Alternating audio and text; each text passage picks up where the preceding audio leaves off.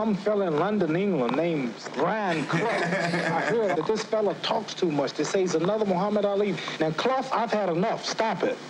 Are you going to stop it? No, I'm going to fight him. Beautiful. It was all so easy. There would be no league title, no champions of England, not without Brian Clough. Full stop. I am Andy Harris, and I am the Chief Executive of Left Bank Pictures, which makes British movies and quite a lot of TV. And the company was set up about 2 years ago after I left Granada, after about 15 years at Granada, when I ran the drama for Granada and the comedy, and made things like The Queen and Prime Suspect and Cold Feet and Royal Family and lots of things like that. The latest production is Damned United, which of course is set mostly in Yorkshire and quite correctly has been filmed there. But it wasn't obvious to film it in Yorkshire, actually. I mean, in a sense it was obvious in a spiritual sense. One wanted to kind of film it where it happened. But the finances of any movie is absolutely critical. I mean, any project, whether it's television or film, the finances are critical, and you need to film it where the best deal is had. So at the very beginning of Damned United, we did look at filming in other places. We did look at London, we did look at other places to see where it was actually the cheapest to film it. And there are many advantages of Yorkshire, but in the end, the combination of it being the real place and the combination of a proper and decent contribution from Screen Yorkshire and its support was invaluable. Did it take much convincing that the book would make a film? I took a lot of convincing that the book would make a good film. I think we were all challenged by it. The structure of it alone, in 2 time frames, is very challenging. And of course, it's a very British story. So what was the international appeal? And therefore, was it going to be difficult to finance the movie? And indeed it was difficult to finance the movie. It was very difficult to finance the movie. And is that because it was so British, do you think, or yeah. because it was about football? Or no, both? I think it was a hard movie to finance because it was so British and because it was also about football. There is absolutely no record of successful movies based on football. I mean, they just don't happen. There are lots of football movies, and they're all been a bit of a disaster. The truth about Damned United, it isn't really a film about football. It's a film about relationships, and essentially a male relationship, a relationship between Peter Taylor and Brian Clough, and it's a kind of love story in a sense. That's what is deep in the book of David Peace's book. It's a love story between 2 men, and Clough has a nemesis, and that nemesis was the manager of Leeds, a man called Don Revie, who was an incredibly successful manager too. But Clough and Revie never liked each other, and the story, both in Peace's book and essentially simplified in the film, is essentially of Clough and Taylor and Revie. So it's a triangle, basically, of a rotating triangle. We talked earlier about using Yorkshire as the location. Was it just about money, or were there other reasons for filming in Yorkshire? Money is a huge factor. You can't make a movie in a place that it doesn't make sense to make. So money is limited in a movie. You have to make every penny count. So it is really absolutely critical to push to really examine down to the kind of last detail does it make sense to where you're going to film the thing. But it would have been very hard, I think, to have made the film anywhere other than where it's really set. This is a football movie. It's about working class culture. It's about soccer. It's about great teams, great football teams. This is our culture from 20, 30 years ago.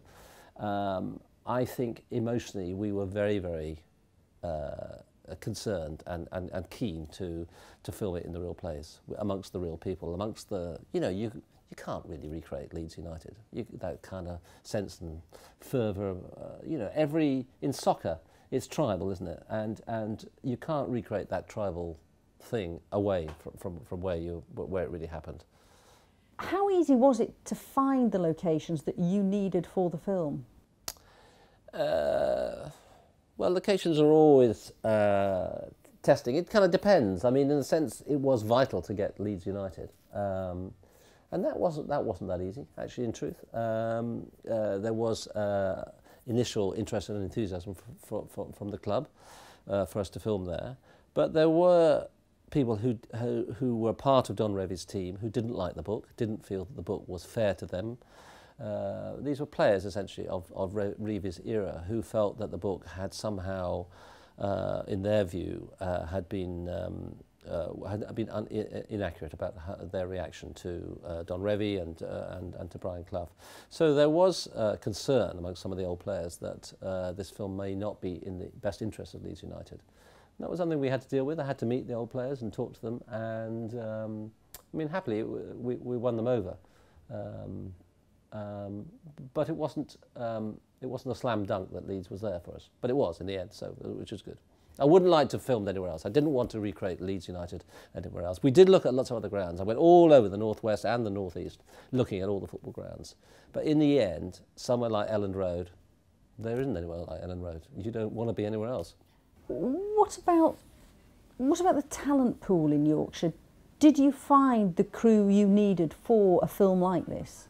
I think one of the great things about filming in Yorkshire is the crew and the base, which thanks to Granada and thanks to Yorkshire over the last 20, 30 years, there is a really good bank of technicians who have got great skills and you know, for many good reasons, want to live in the area and want to work in the area.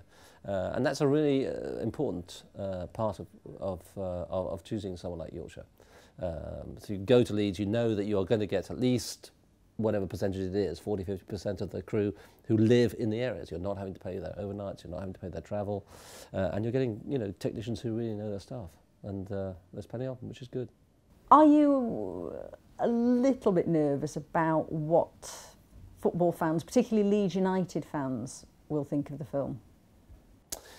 I am I'm very nervous what people will think about the film. Some will not like it. It's just that's the way it is. You know, you roll the dice. Some will love it. Some will not like it. Many people will challenge our version of Clough, or maybe even our version of Revie.